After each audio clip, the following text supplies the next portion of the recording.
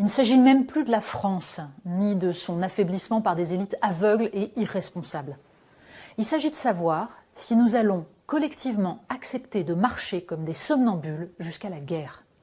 Une guerre dont nul ne peut prétendre qu'elle sera maîtrisée ou contenue.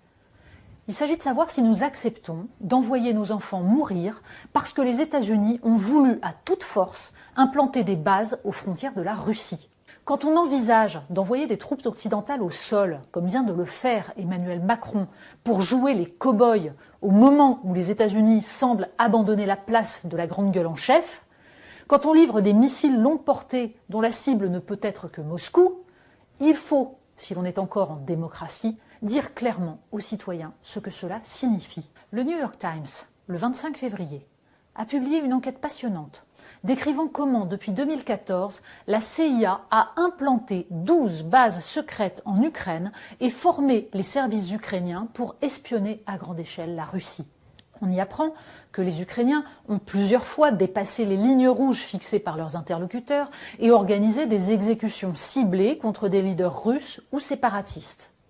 On y apprend que ces personnels américains n'ont évidemment pas été évacués au commencement de la guerre, mais officient en territoire ukrainien et que s'ils n'appuient pas sur la gâchette, nous dit l'article, ils ajustent le tir. On le savait bien sûr. On se souvient du sommet de l'OTAN en 2008 dans lequel les Américains, contre Nicolas Sarkozy et Angela Merkel, voulaient à toute force intégrer la Géorgie et l'Ukraine pour acculer la Russie dans ses frontières. On se souvient du documentaire de Paul Moreira sur Maïdan, qui montrait cette réunion à Kiev en 2016, dans laquelle le patron de la CIA expliquait que là se situait la ligne de front. Mais il ne fallait pas le dire.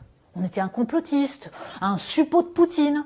Les néoconservateurs américains et européens ne veulent pas d'une paix négociée. Pour l'instant, il faut se battre jusqu'au dernier Ukrainien. Et après, concrètement, où est-ce qu'ils veulent nous mener ?